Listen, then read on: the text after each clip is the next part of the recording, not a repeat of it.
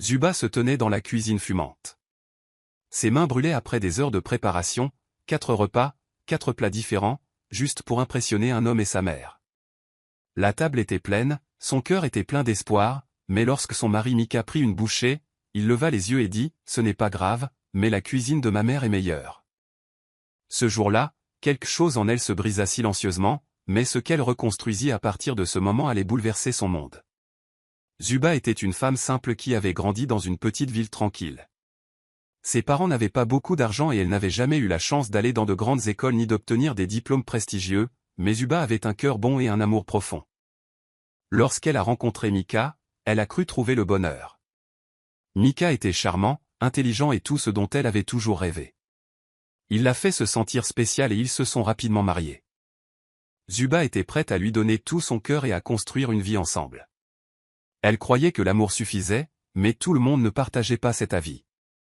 Dès le premier jour où elle est entrée dans la maison familiale de Mika, elle a senti que quelque chose n'allait pas. Sa mère la regardait avec des yeux froids et des sourires forcés. Zuba essayait de la conquérir par le respect, la gentillesse et l'effort, mais en vain. La mère de Mika pensait que son fils méritait quelqu'un de plus riche, issu d'une meilleure famille, plus distingué. Aussi gentille soit-elle, Zuba refusait de la considérer comme suffisamment bien. Elle la considérait avec condescendance, lui faisait des remarques désobligeantes et la traitait comme si elle n'avait rien à faire avec elle. Zuba restait souvent assise en silence, écoutant les murmures dans son dos. Elle entendait des choses comme « Elle ne parle même pas correctement anglais » ou « Mon fils s'est marié avec une personne en dessous de son niveau ». Ces mots la blessaient profondément, mais elle ne disait rien. Au lieu de cela, elle travaillait plus dur. Elle faisait plus de ménage, cuisinait plus et essayait de montrer à tout le monde qu'elle pouvait être une bonne épouse, une bonne belle-fille. Mais quoi qu'elle fasse, la mère de Mika ne lui laissait aucune chance. Elle trouvait toujours quelque chose à redire. Ce qui rendait les choses plus difficiles, c'est que Mika ne la défendait jamais. Il gardait le silence lorsque sa mère insultait Zuba. Il ne la défendait jamais ni ne lui rappelait d'être gentille. Zuba se sentait seule dans une maison pleine de monde. Son seul souhait était d'être acceptée, de se sentir comme un membre de la famille. Elle ne voulait ni diamant ni or, juste un peu d'amour, un peu de respect. Elle espérait qu'un jour il verrait son cœur et changerait d'avis. Mais les jours se transformèrent en semaines, et les semaines en mois. Le froid ne fit que grandir. Pourtant, Zuba continuait d'aimer Mika de tout son cœur. Elle croyait que l'amour pouvait changer les gens, que la gentillesse pouvait faire fondre même les cœurs les plus durs. Alors elle resta. Elle souriait malgré la douleur. Elle priait chaque soir pour que les choses s'améliorent. Tout ce qu'elle avait toujours désiré, c'était trouver sa place. Pas seulement en tant qu'épouse de Mika, mais en tant que membre à part entière de la famille. Mais plus elle donnait, plus elle devenait invisible. Et au fond d'elle-même, une petite part d'elle commençait à s'interroger. Combien de temps pourrait-elle continuer à essayer avant que quelque chose en elle ne se brise? Dès le premier jour où Zuba est arrivée dans la maison familiale de Mika en tant que nouvelle épouse, elle a ressenti le vent glacial du rejet. La mère de Mika n'a même pas cherché à cacher son aversion. Elle a dévisagé Zuba de la tête aux pieds et a dit sans sourire « Mon fils mérite mieux ». Cette phrase est restée gravée dans le cœur de Zuba comme une blessure qui ne cicatrisait pas. La mère de Mika ne lui laissait aucune chance.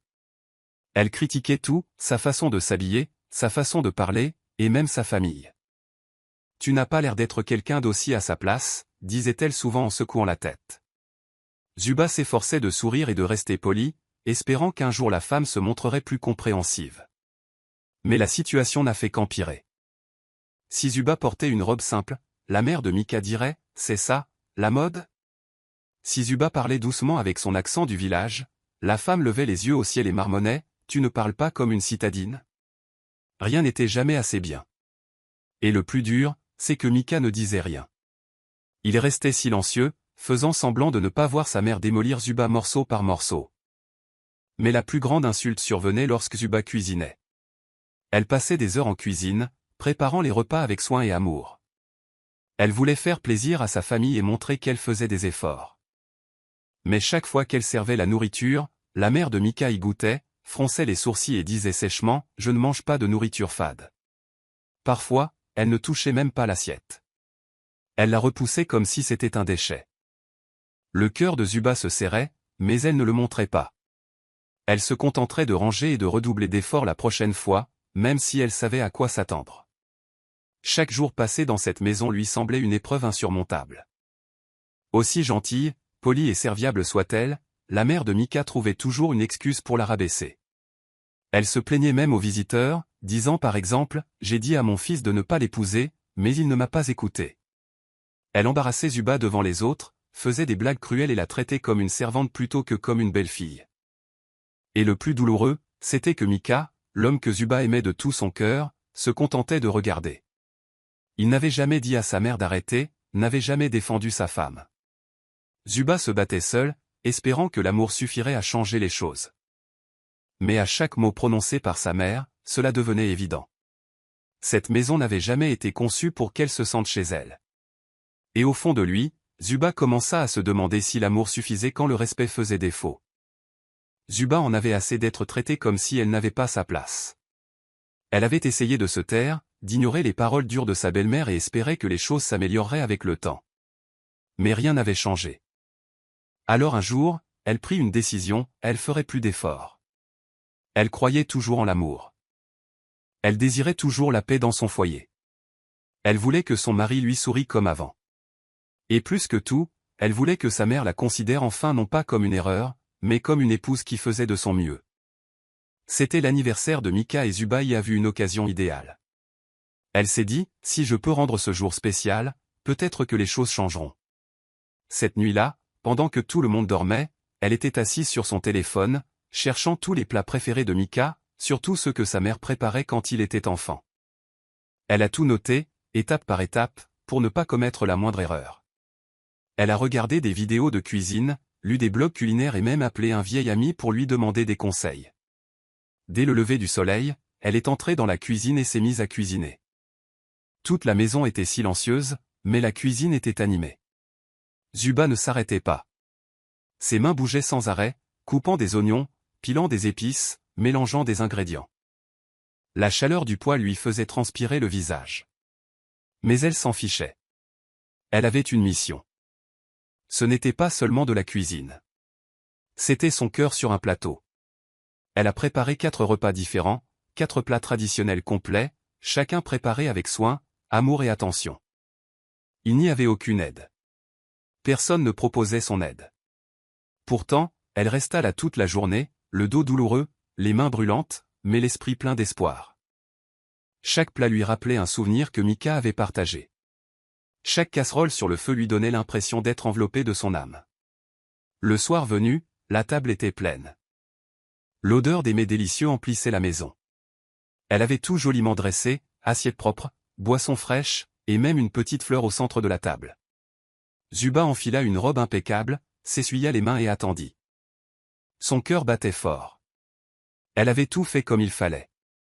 Elle avait mis tout son amour dans chaque bouchée. Elle croyait, sincèrement, que c'était peut-être le moment où les choses allaient enfin changer. Elle imaginait Mika souriant, peut-être même la serrant dans ses bras. Elle imaginait sa mère hochant la tête en signe d'approbation, lui disant quelque chose de gentil pour une fois. Elle ne voulait pas de trophée. Elle ne voulait pas être félicitée. Elle voulait juste être vue, valorisée, se sentir importante chez elle. Ce soir-là, Zuba ne se contentait pas de servir à manger. Elle offrait un morceau d'elle-même. Tout ce qu'elle désirait, c'était que quelqu'un, n'importe qui, la remarque. Zuba se tenait près de la table, les mains légèrement tremblantes, le regard empli d'espoir. Elle avait passé la journée entière dans la cuisine, cuisinant avec amour, se souvenant de chaque détail que Mika lui avait raconté sur ses plats préférés. Ses pieds lui faisaient mal, son dos lui faisait mal, mais son cœur battait fort d'excitation. Enfin, on la verrait. Enfin, il saurait à quel point elle comptait pour eux. Mika s'assit le premier, puis sa mère. La table était garnie de mets délicieux. L'odeur était chaleureuse et invitante. Zuba s'assit tranquillement près d'eux, attendant leur réaction, les mains posées sur ses genoux. Mika prit sa cuillère, mordit dans un plat, puis dans un autre. Il ne dit pas grand-chose, se contentant de mâcher un moment, puis hocha légèrement la tête et dit « C'est bon, mais la cuisine de ma mère est meilleure. » D'un seul coup, ces mots furent comme de l'eau froide sur un feu. Sa mère ricana, fort et sec. Bien sûr que ma nourriture sera toujours meilleure, dit-elle avec un sourire narquois et fier, regardant Zuba droit dans les yeux. Son rire n'était pas qu'un rire, c'était une claque, une insulte enrobée de sucre. Zuba les regarda tous les deux, et l'espace d'un instant, son cœur s'arrêta. Elle s'était investie dans ce repas. Chaque cuillerée contenait sa sueur, son espoir, sa prière silencieuse. Mais ils ne l'ont pas vu, ou peut-être l'ont-ils vu et s'en sont-ils moqués. Zuba n'a pas dit un mot. Elle n'a pas demandé de compliment. Elle ne protesta pas. Elle ne pleura pas. Au contraire, elle se leva lentement, silencieusement, ramassa les assiettes vides une à une et se dirigea vers l'évier. L'eau coulait. Les assiettes tintaient doucement. Elle les lavait calmement, comme si de rien n'était. Mais en elle, tout se brisait. Ses rêves. Le rêve d'une famille chaleureuse, d'être acceptée, d'être appréciée. Elles commencèrent à s'échapper, comme des bulles de savon dans l'eau. Elle avait tant essayé, tant espéré, mais tout ce qu'elle obtint fut un haussement d'épaule et un rire. Tandis que les bulles montaient et éclataient dans l'évier, quelque chose en elle éclata aussi. Elle n'a pas crié. Elle n'a pas hurlé.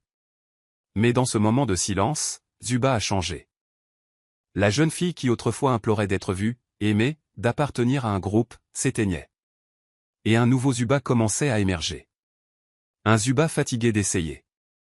Celle qui commençait à prendre conscience de sa valeur ne jouissait pas de leur approbation. Elle continua à se laver. L'eau était chaude, mais son cœur était froid. Ce moment, cette simple insulte, a marqué un tournant. Quelque chose avait changé, et il n'y avait plus de retour en arrière possible.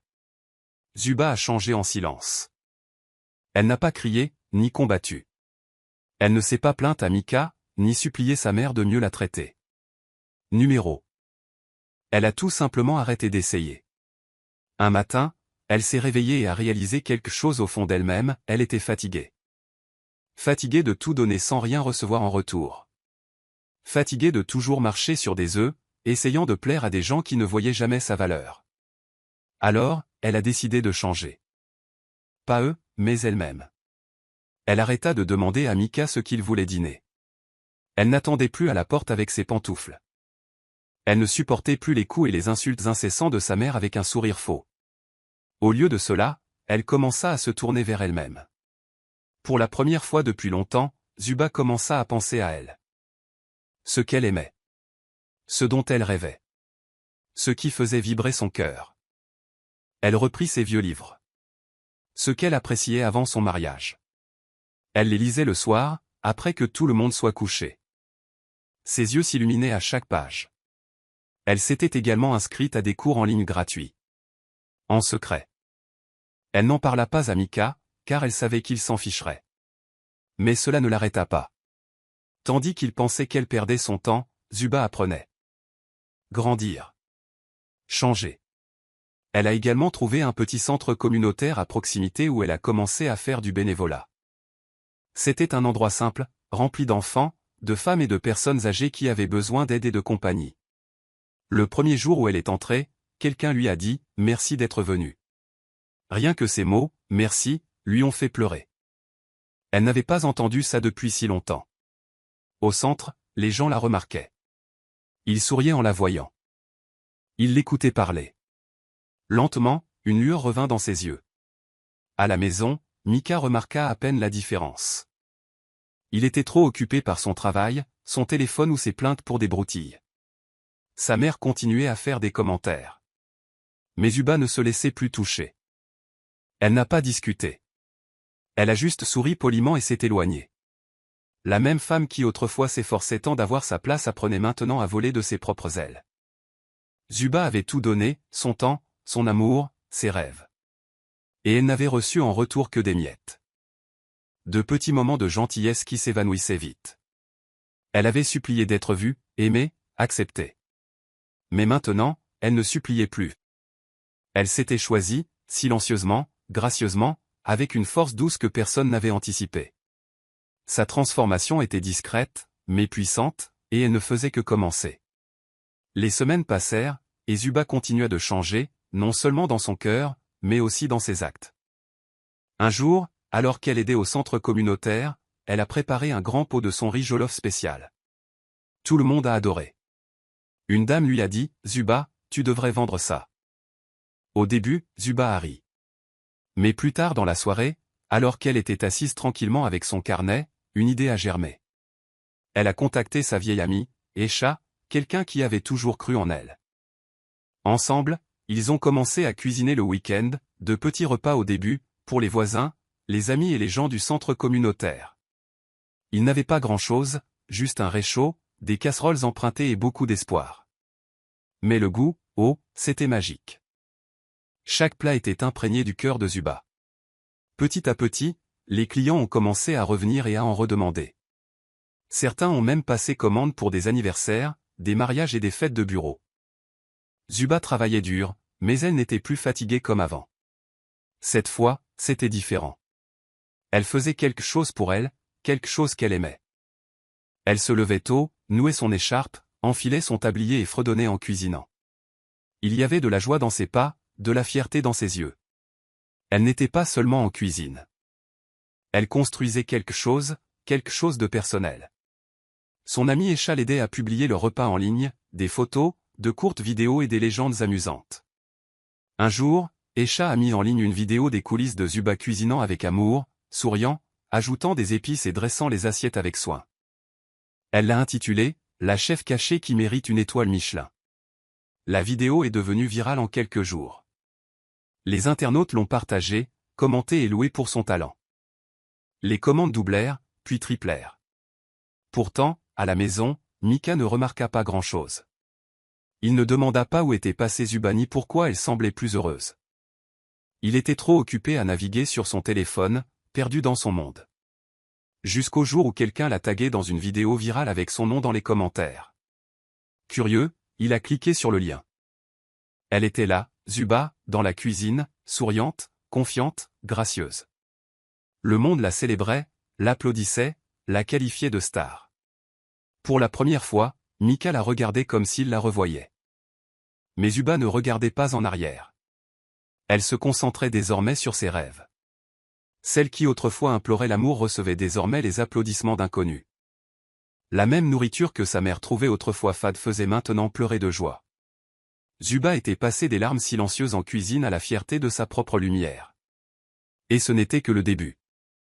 La vie de Zuba a rapidement changé. Sa petite entreprise de traiteur a pris de l'ampleur.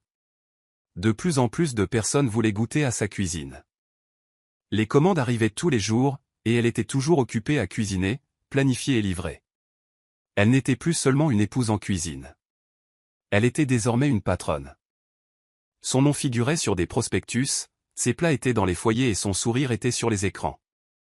Les gens ont adoré son histoire. Ils voulaient rencontrer la femme qui a transformé la douleur en but. Bientôt, elle gagna plus d'argent que Mika. Tandis qu'il continuait à travailler à son emploi habituel, Zuba dirigeait désormais une entreprise à part entière. Elle embauchait des aides, achetait du matériel de cuisine et louait même un petit espace pour cuisiner.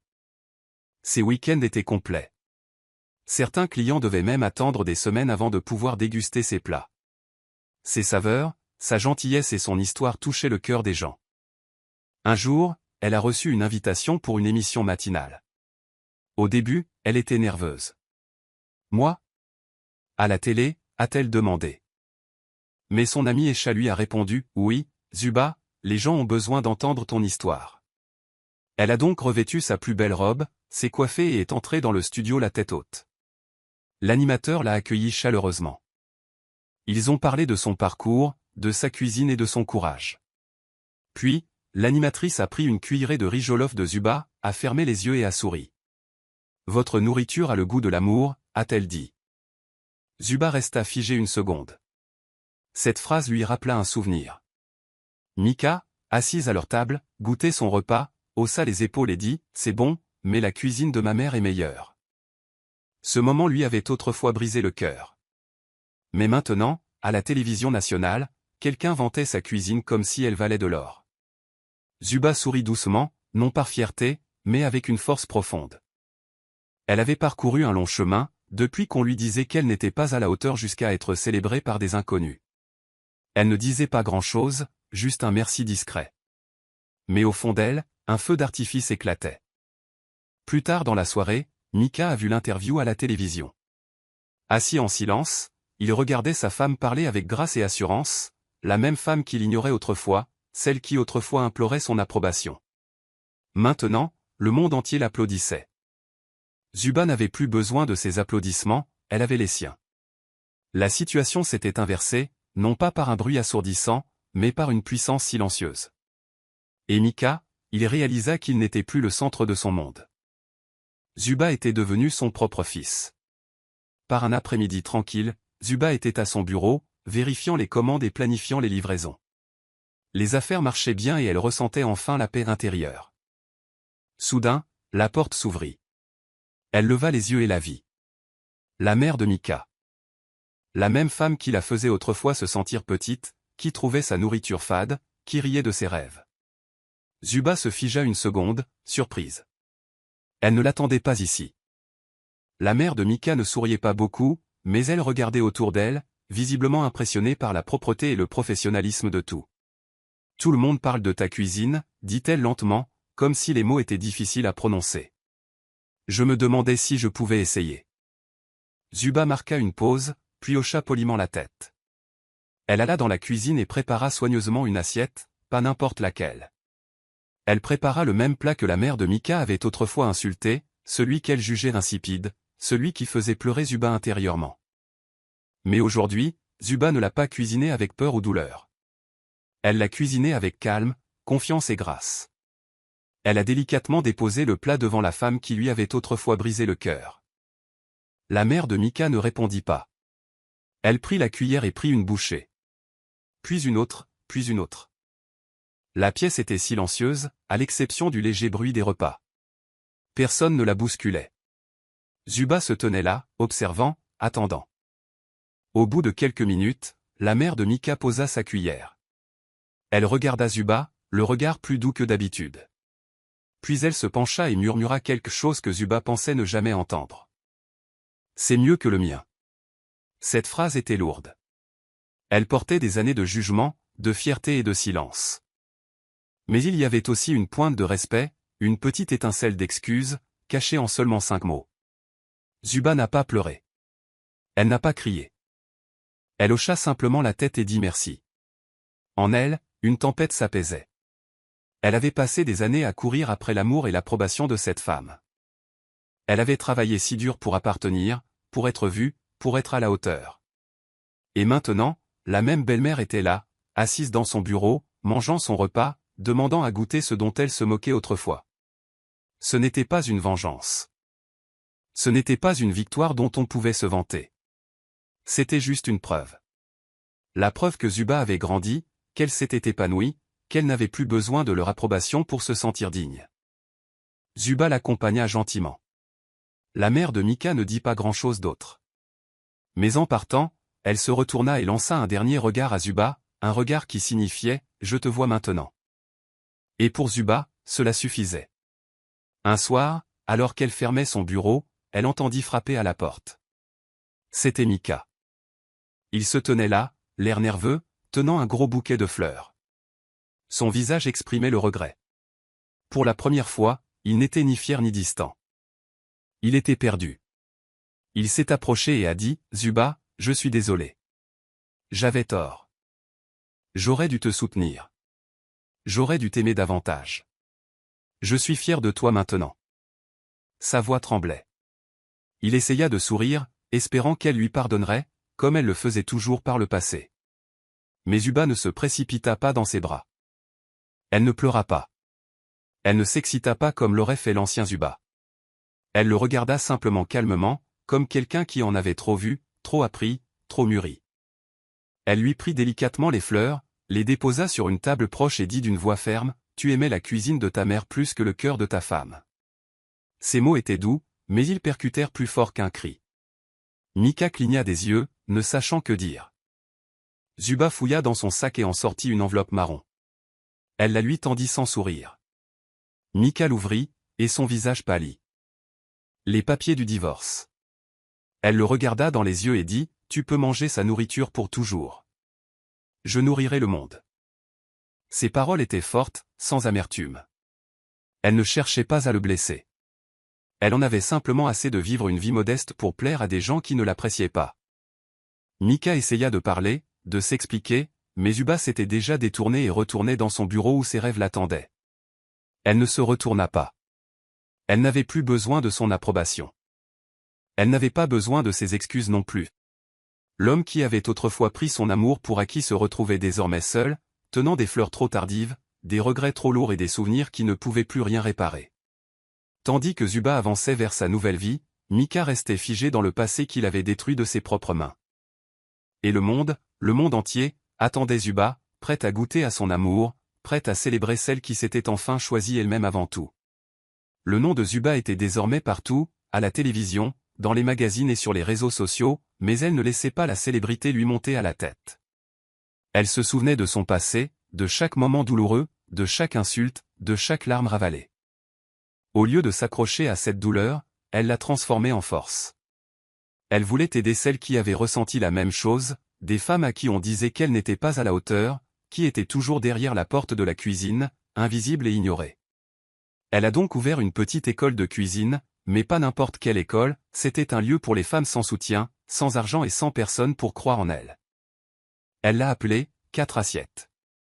Quand on lui a demandé pourquoi, elle a souri et a répondu « Parce que, le pire jour de ma vie, j'ai cuisiné 4 repas par amour et je n'ai rien reçu en retour. Mais maintenant, ces 4 assiettes nourriront mes rêves. » Fourplate s'est rapidement développée. D'autres femmes se sont jointes, certaines ayant été maltraitées, d'autres abandonnées, d'autres encore moquées, tout comme elle. Mais dans son académie, elles ont trouvé bien plus que des recettes. Elles ont trouvé confiance, fraternité et une raison de croire en elles. Zuba ne leur a pas seulement appris à cuisiner, elle leur a appris à se lever. Tous les 2 ou 3 mois, l'école organisait une remise de diplôme. Les familles venaient, les caméras apparaissaient, mais le meilleur, c'était que Zuba prononçait toujours un discours. Chaque fois, sa voix était calme mais puissante, et chaque fois, elle partageait un morceau de son parcours. Un jour, elle commençait, debout devant les visages souriants de ses élèves. On me disait que faire de mon mieux ne suffisait pas, que ma nourriture était fade, que je n'avais pas ma place. Alors, je suis devenu plus qu'ils ne l'auraient jamais imaginé, non pas pour leur prouver le contraire, mais pour me montrer ce que je pouvais être. Le silence régnait toujours dans la salle, certains pleuraient, d'autres applaudissaient, d'autres restaient assis là, stupéfaits, à regarder la femme qui autrefois faisait la vaisselle en silence, se dresser fièrement comme une leader. Zuba ne se contentait plus de servir des repas, elle servait l'espoir, le courage, une seconde chance. Et chaque femme qui sortait de Fourplate portait non seulement un certificat, mais aussi une nouvelle histoire à raconter. Zuba avait été brisée, ignorée, moquée, mais désormais, elle était celle qui nourrissait les nations, guérissait les cœurs et dressait une table assez grande pour que chaque âme oubliée puisse s'y asseoir, et elle le faisait avec grâce. Non pas parce qu'il croyait en elle, mais parce qu'elle croyait enfin en elle-même.